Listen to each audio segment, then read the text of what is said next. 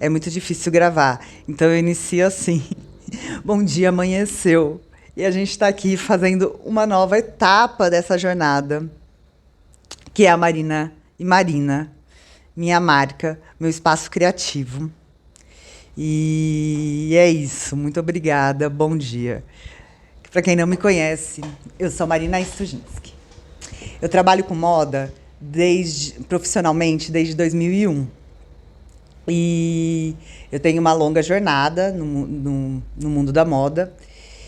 E esse canal... Ai, gente, como é difícil iniciar. Eu, Ariana, chifruda, mas vou falar que é difícil parar e olhar para uma câmera e iniciar sozinha uma jornada. Bom, iniciei muitas jornadas na minha vida. Essa não é a primeira. E talvez seja mais difícil falar na câmera do que realmente iniciar uma jornada.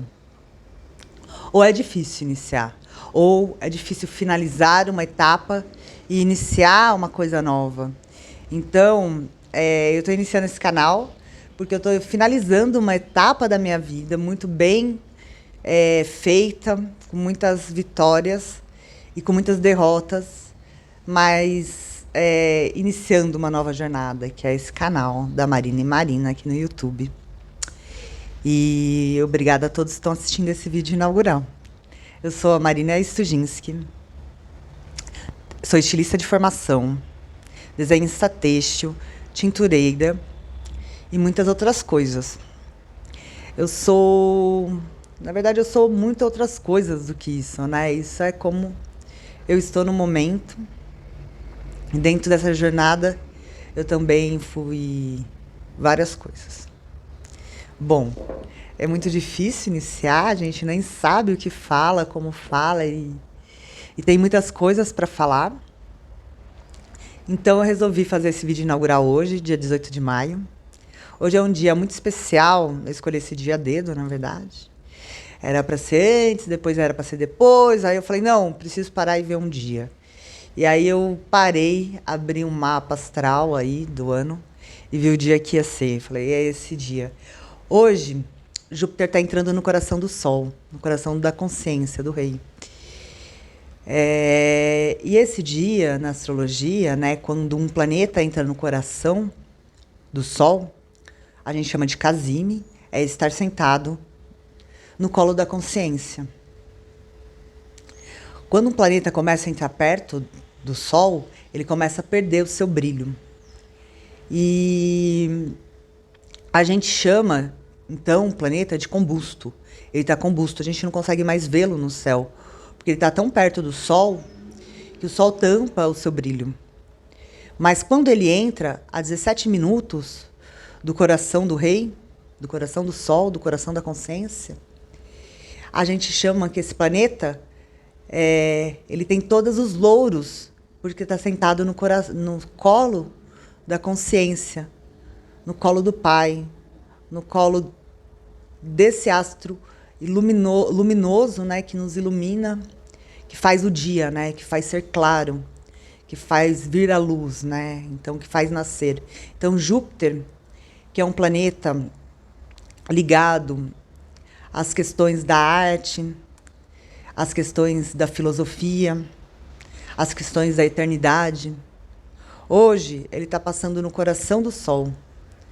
Daqui a pouco ele vai fazer isso. E aí eu escolhi, a gente já está em 17 minutos.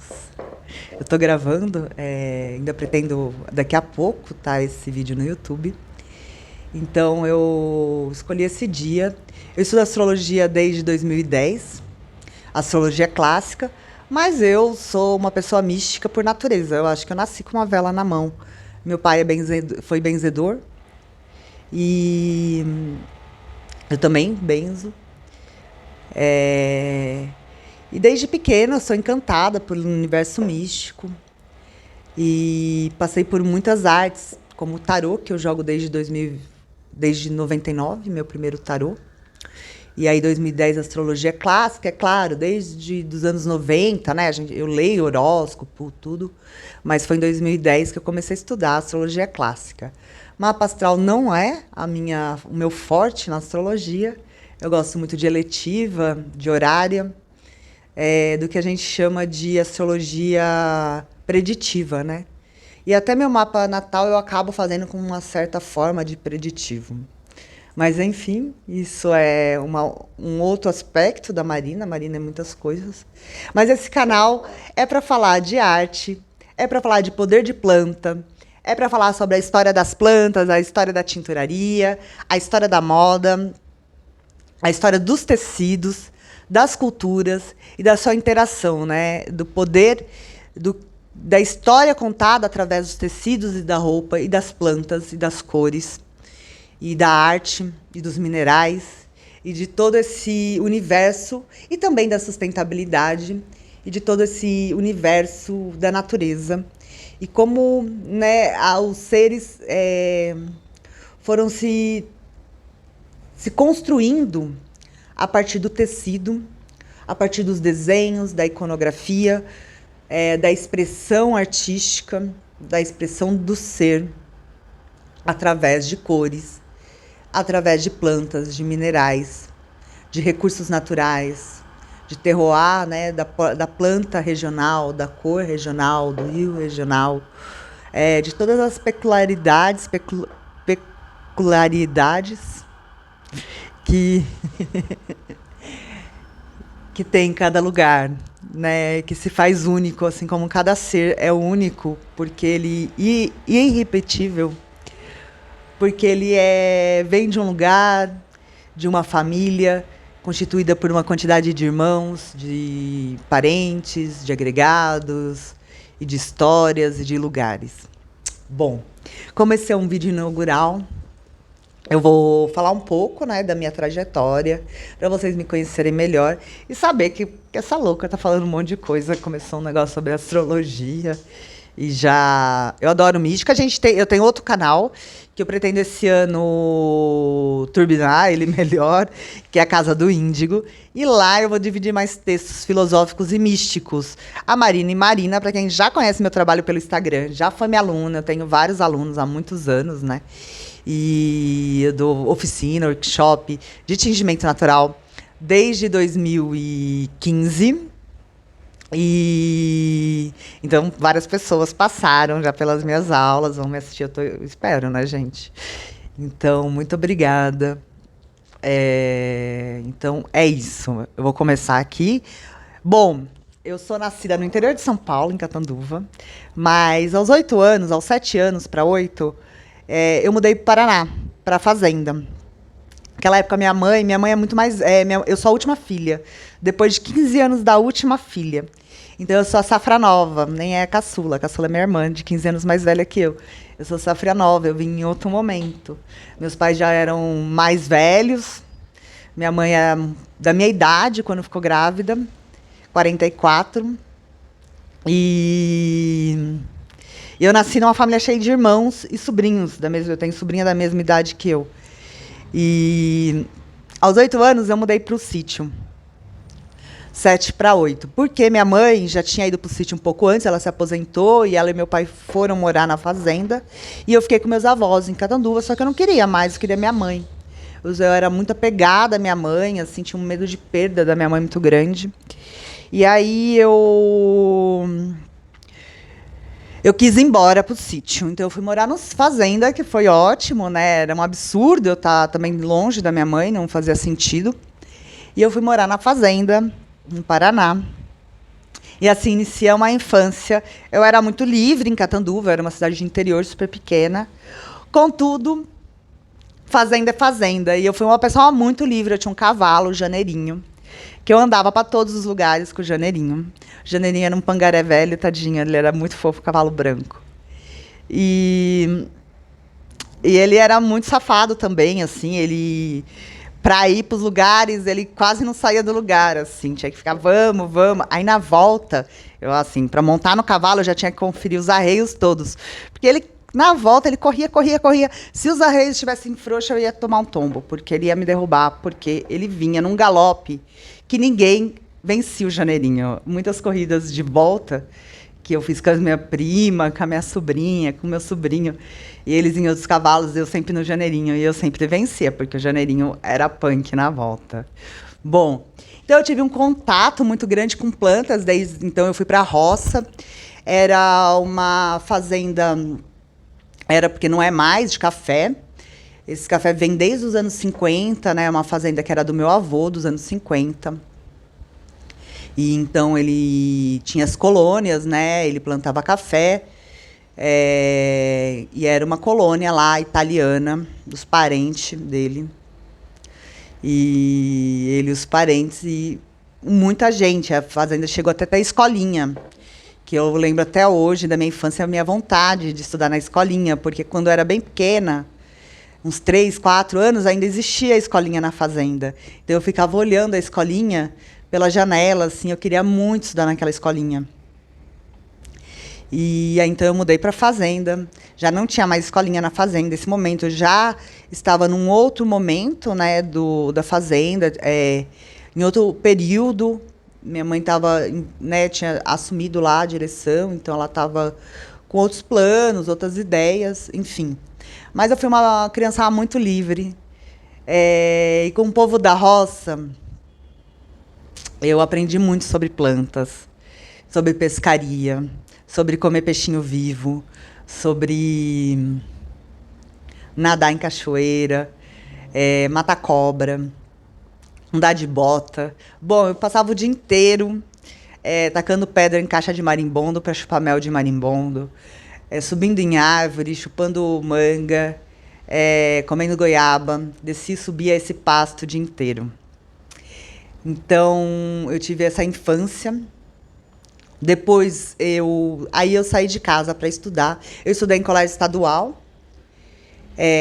Colorado, né, não tinha um colégio privado, então eu estudei minha vida inteira em colégio estadual, inclusive, muitas vezes, porque o Paraná teve muitas greves nos anos 80 e 90. E eu estudei na escolinha de um outro sítio, que é o São João. Meu nome era Marina da Jupira, porque eu morava perto da Jupira, que era esse lugar, então as pessoas me chamavam de Marina da Jupira. E eu estudei no São João, para matar minha vontade de estudar na escolinha do sítio, em um momento de greve, que é uma escola municipal essa, o São João, no sítio do lado. E eu amei, assim, eu amava estudar no São João. Amava, eu sempre fui muito bucólica, sabe? Muito romântica, muito bucólica. E eu adorava, assim, sabe? Adorava esse romantismo de estudar numa escola de sítio, com o povo do sítio. Eu tive uma infância muito diversa, com muitas pessoas, muitos meios diferentes, né? Como também tive depois na minha adolescência e também na minha fase adulta, né? Eu sou uma pessoa que transita em muitos meios diferentes de pessoas, de culturas e de classes sociais, desde muito pequena. E então, essa minha infância, ela foi muito feliz, ela foi muito mais do que isso. Eu aprendi a matar galinha aos 8 anos e eu lidei com muita vaca no gancho, com muitos dias inteiros de lida de carne. E eu tenho essa história aí de sítio e de... Bom, teve algodão na fazenda, então eu adorava ir colher algodão. E teve também bicho da seda. A gente pegou um momento do final do bicho da seda do Paraná, porque depois todo mundo faliu, ficaram poucas empresas ali, né? Nessa região de Maringá, Londrina, que é onde é Colorado, na beirada do rio Pirapó. E... a gente também teve bicho da seda, que era muito legal esse momento. Bom, essa foi minha infância, com fibras naturais, inclusive algodão, que eu ia muito na colheita, e bicho da seda. Bom, aí eu saí de casa aos 14 anos, fui para uma outra cidade para fazer colégio particular, Presidente Prudente, e depois eu fui para Londrina. E assim foi meu colegial, fora de casa, saí de casa aos 14. E aos 17 eu vim para São Paulo fazer faculdade. Eu escolhi fazer faculdade de moda.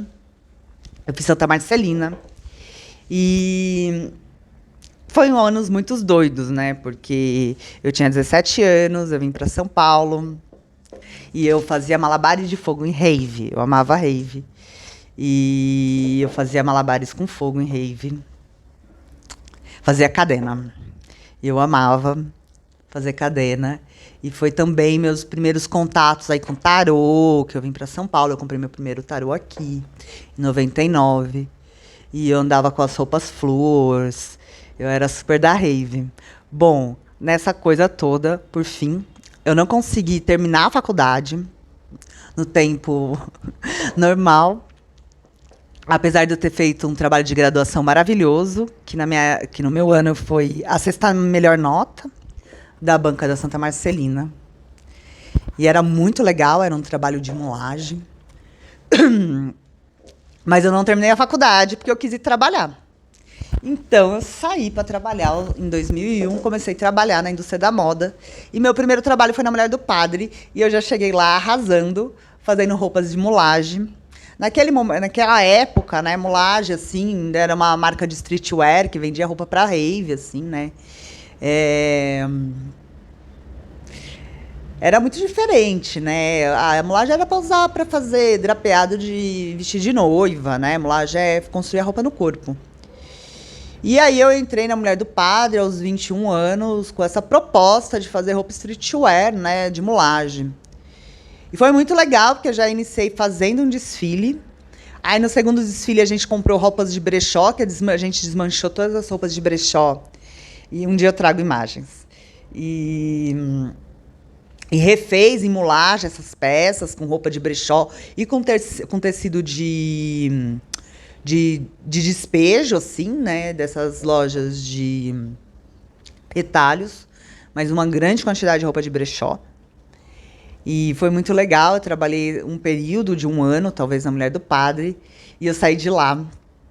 Eu fui fazer curso de modelagem, porque eu queria arrumar um trampo de modelagem.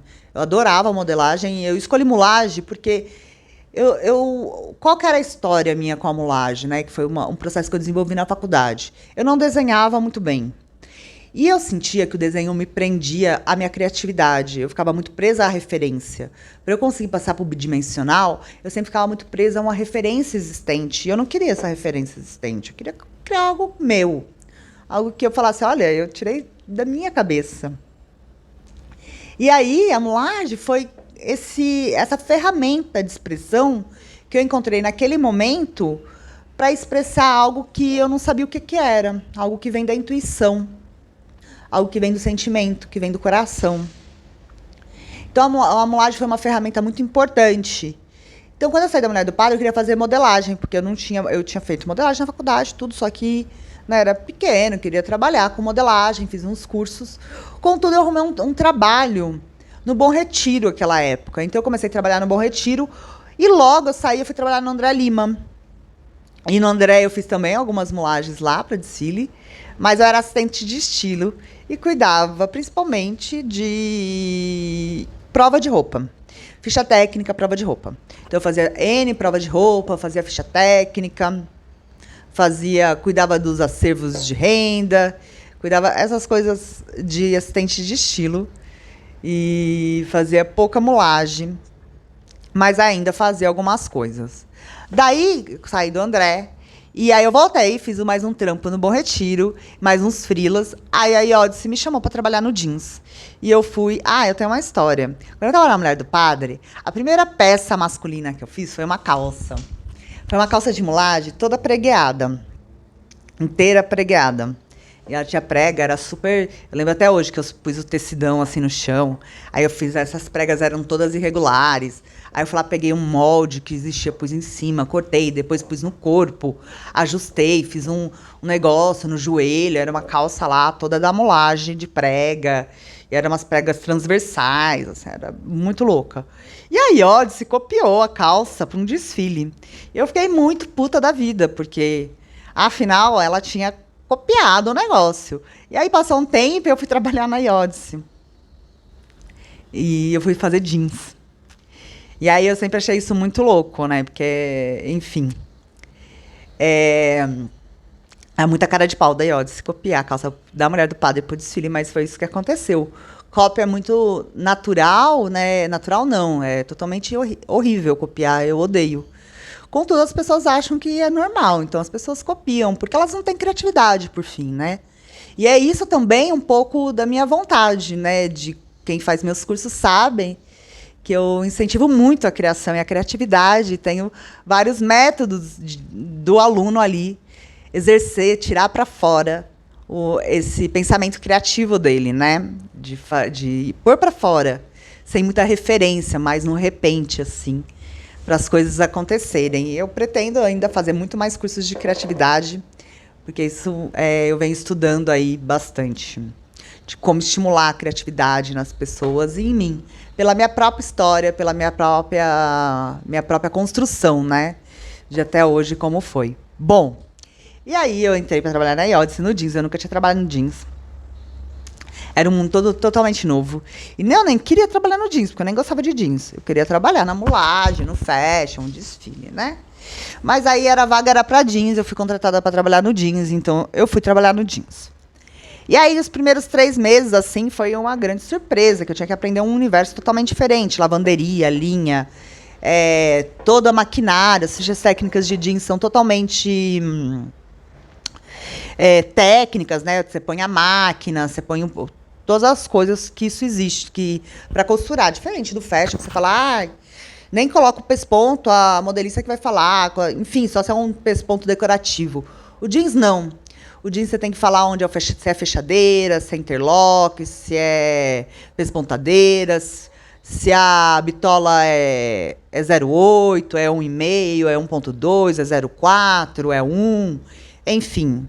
E toda essa parte técnica de máquina e de linha, né? A linha de travete, o tamanho da linha da travete, o tamanho da linha do pesponto, se é uma linha 50, 25, 35, 24, 34, 36, eu já não lembro mais as gramaturas total, né? Ou se é uma linha 10, uma linha super grossa, um pespontão, se o ponto é de 7, de 3, de 3,5, de 4. Então você tem que pôr toda a parte técnica da costura, né? Então era um mundo totalmente novo e eu queria o fashion, então eu fiquei lá. Só que aí eu descobri a lavanderia. E aí eu comecei a me apaixonar com lavanderia, assim. Na época, estava surgindo uma história no mundo da moda, que era uma marca que chama Nude, uma marca até de uma mulher. E a história da Nude era muito legal e me conquistou, que era o seguinte. O que eles estavam fazendo? Eles faziam a calça crua, aí davam para a pessoa lá, o cliente comprava essa calça, não podia lavar, e você ia usando a calça e ia fazendo um diário. E depois de 1, 2 anos, você lavava a calça, ou depois de 1 ano e meio, aí você falava como você lavava a calça, mas era super pouco. E com isso, como o jeans cru ele vem muito encerado, engomado, então a marcação que a gente... Tem muita marcação a perna, fica então com todas aquelas marcas de corpo. Então cada calça conta a história daquele corpo. Eu achava aquilo demais. Aí eu comecei a usar calça também sem lavagem, sem lavar, para fazer. E eu adoro calça jeans até hoje dessa forma, né? E aquilo, assim, começou a me conquistar. Então, eu queria muito trabalhar numa lavanderia. Eu trabalhei 2 anos na Iodice. E depois eu fui para a Triton. E aí, na Triton, eu tive um pouco mais de contato com a lavanderia. Porque a Triton tinha uns escritórios nas lavanderias. Que eles, né, era maior a empresa, tudo. Então, eu comecei a ter um contato maior. Principalmente nas lavanderias de Cianorte, que eles tinham lá as salas deles dentro da lavanderia. Ia lá desenvolver a lavagem em Cianorte, no Chebre.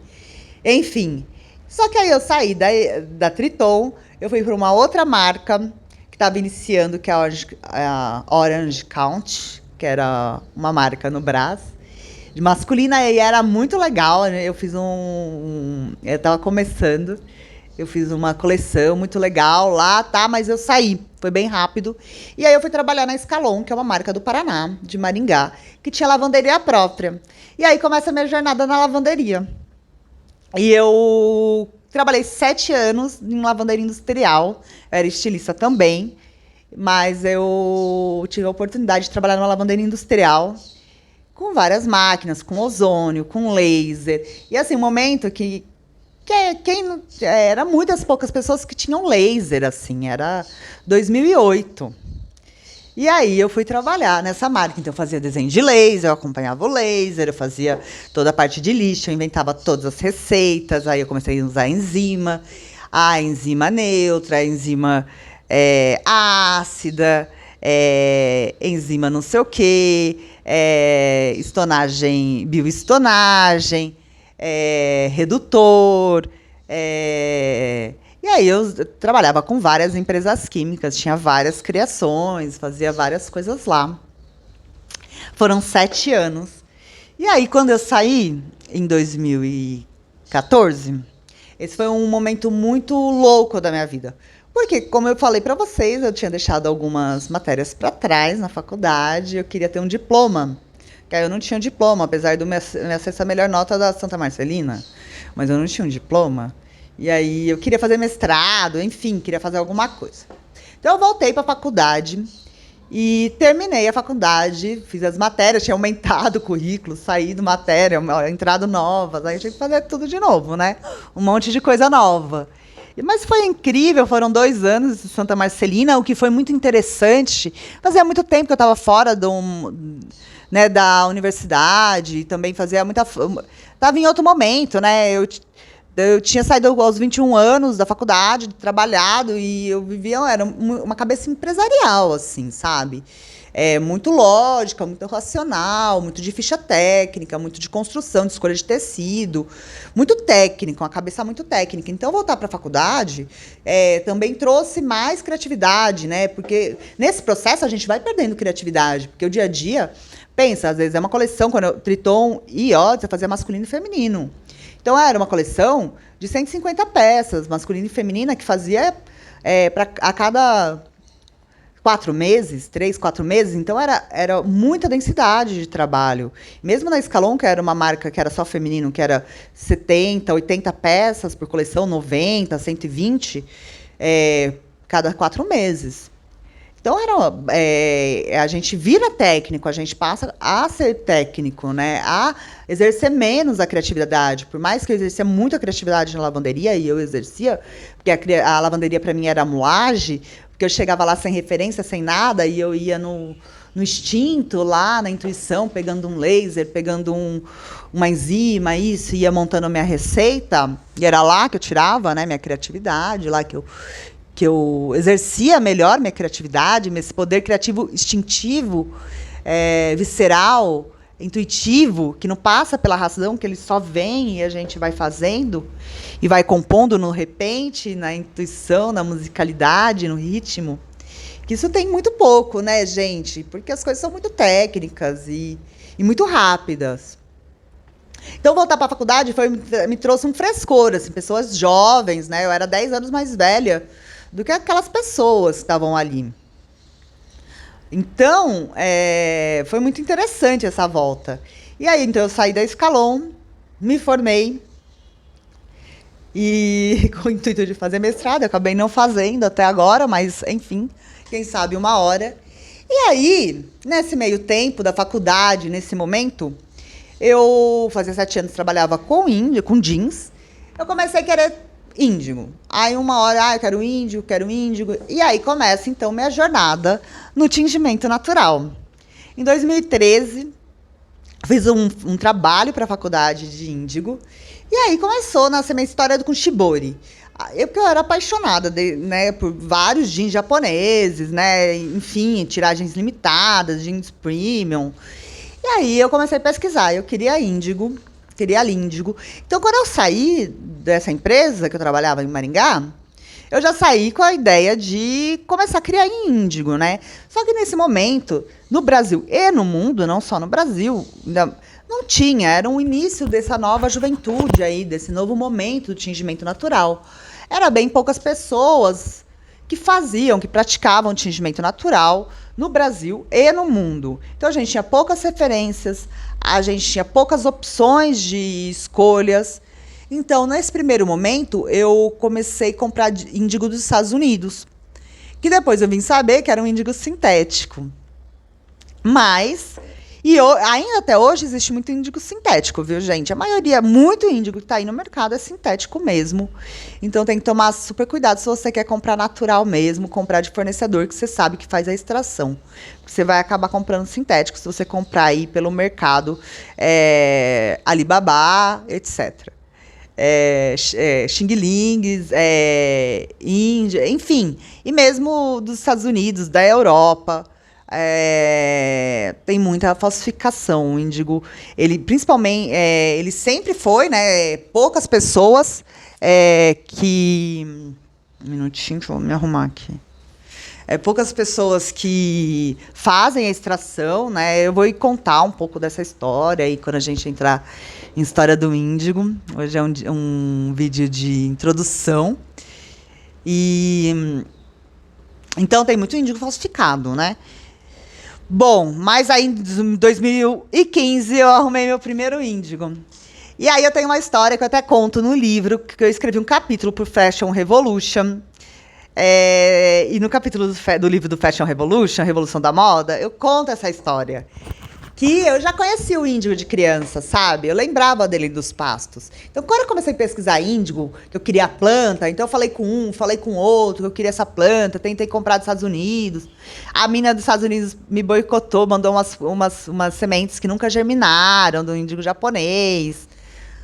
Enfim. Mas aí, eu tava em Ouro Preto, na estrada da Casa da Moeda, no Horto do Conto, no Horto dos Contos, que são muitos contos de réis. Muito ouro, Inxalá! E aí, tô lá passeando no final da tarde, 5 da tarde, para fechar o parque, que o parque fechava na Estrada do Ouro. E eu me trombo com meu pé de índigo. Trombei com ele, a hora que eu vi, eu não acreditei. Eu falei, é um índigo. Ai, meu Deus, é um índigo. E aí foi isso. Eu encontrei, e era um índigo, ele era uma árvore gigante, muito alta. Ela devia ter mais de 2 metros de altura. Mais de 3, talvez. 3 não, acho que uns 2,5. Ela era muito alta.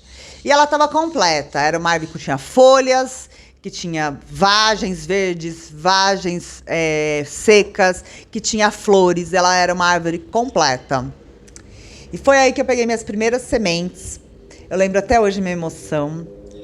Eu lembro até hoje esse dia, para mim, ele foi muito especial. Dentro da Casa da Moeda, no caminho do ouro, eu encontrei meu primeiro índigo, meu ouro azul, né? O índigo, ele é o ouro azul.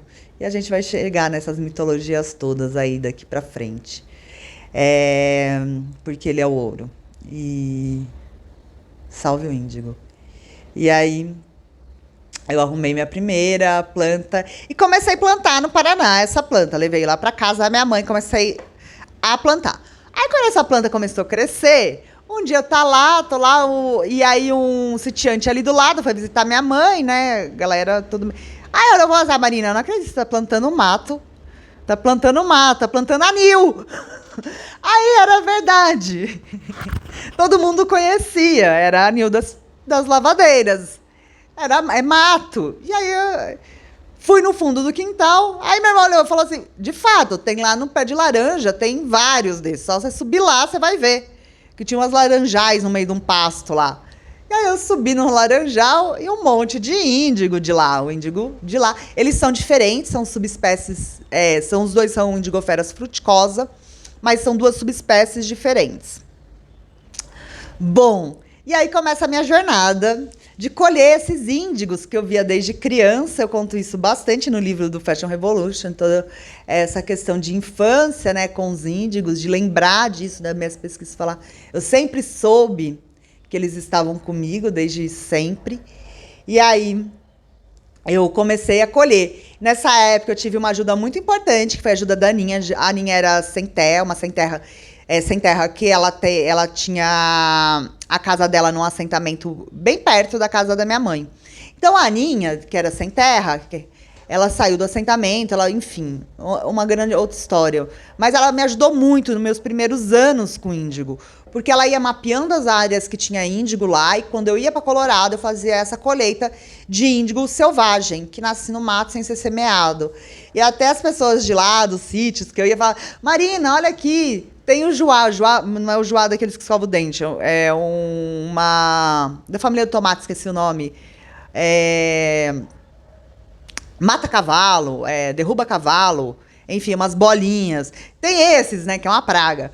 O que você vai fazer com isso? Arruma esse, porque, né, o índigo, ele é um grande invasor, ele é excelente, a gente vai falar sobre também sobre essa parte do índigo, a leguminosa, né? O índigo do Brasil. Ele é excelente para o solo e tem várias vantagens para quem quiser plantar. É excelente mesmo. Ele faz uma grande descontaminação de solo. Contudo, é uma praga, ele é super invasor, então ele vai invadindo. E se você deixa, o pasto vira índigo. Então tinha um sítio ali perto de casa, que o pasto, coitado do cara, era inteiro invadido de índigo, era inteirinho de índigo. Então, e a gente ia fazer a colheita lá. Então o índigo é super invasivo. Ele fala, Marina, vamos fazer com esse juá, que é um outro invasor lá que tinha. Bom, e foi isso até que a Aninha acabou saindo, indo embora desse assentamento. Ela me ajudava muito, isso foi 2019, 2020, eu acho que foi a última vez que ela fez uma colheita. Eu tenho também um índigo cultivado e tenho um índigo espontâneo. E aí deu uma desfalcada no meu índigo. Vamos lá, estamos numa nova fase, como eu disse, nesse primeiro momento. Essa nova fase engloba um monte de coisa, como a abertura desse canal, mas também uma despedida do meu ateliê, que esse é o último mês que eu tô nele. E eu vou... Porque eu tenho novas... Porque muitas coisas aconteceram. Aí depois... Bom, teve a pandemia. A pandemia foi um momento de virada na minha vida. Aconteceu muitas coisas. E foi uma mudança extremamente drástica na minha vida. Eu tinha um relacionamento já grande. Eu terminei esse relacionamento no meio em 2020.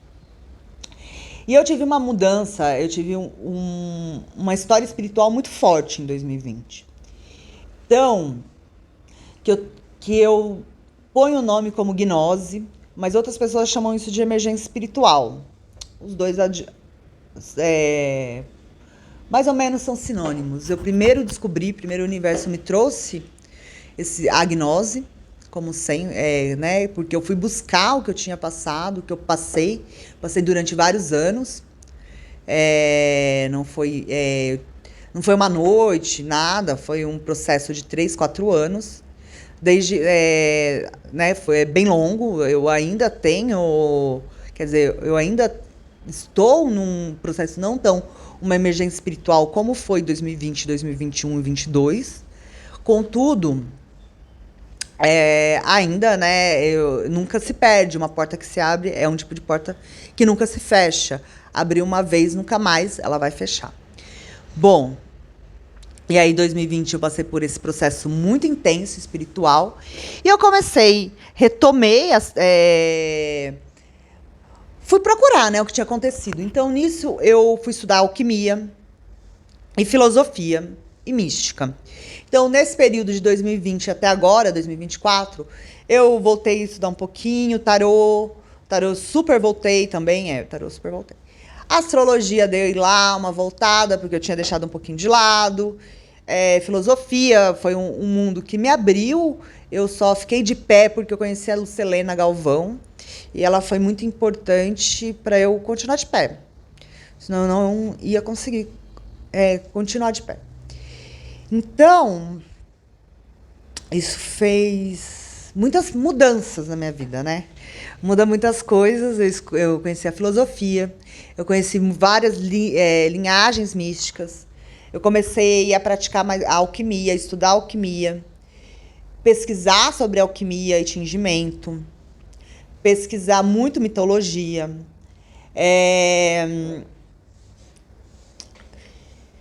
E um outro mundo se abriu hoje, né, muito transdisciplinar.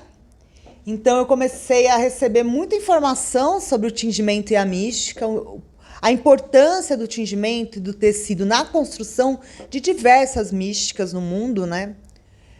O tecido como sendo, né, o tecido da alma, o tecido do corpo, né, o tecido do universo. Então, o tecido é sincrético. Há muitos termos místicos, ele está embutido em muitas místicas, né? E as cores também. Então, eu comecei a estudar cabala, filosofia, astrologia novamente, tarô, e diversos outros processos, e muito focado dentro das cores, dos tingimentos e das plantas. Estudei diversos papiros mágicos, egípcios E meu foco hoje de estudo místico é muito é por volta do século I ou anterior, 300 e 300 antes a 5 mais ou menos, 4, 5 depois da Era Comum ou depois de Cristo. Eu não tenho nenhum problema em falar depois de Cristo. Inclusive, eu sou cristã. Eu sou filha de santo do Candomblé. Eu fui feita de santo em 2005. Mas eu descobri esse Cristo místico, né? Dentro da gnose, dentro de diversas filosofias, orientais e ocidentais, egípcias, levantinas.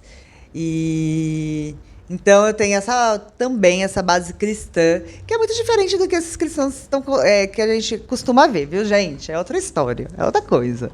É coisa de índigo, é coisa de gnose. Então, é isso. E aí, essa minha vontade transdisciplinar também fez uma vontade de eu mudar várias coisas da minha história, da minha forma de trabalho, da minha comunicação. Eu fiz a Casa do Índigo, apesar de eu não ter continuado, mas eu vou continuar esse ano.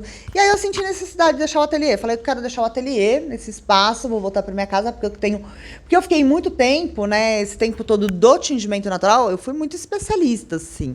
Eu fui a fundo em várias técnicas, depois eu vou contar mais detalhes, porque é um vídeo inaugural, tá gigante. Então foram várias técnicas que eu fui apurando, fui trabalhando. E agora eu tô com uma vontade de voltar pro intelectual. Então eu achei importante fazer esse canal, de dar aula, de passar informações para vocês, de ler livro que eu tenho acesso, os livros em inglês, livros antigos. Eu leio muito livro antigo e de papiros, de histórias e histórias, né?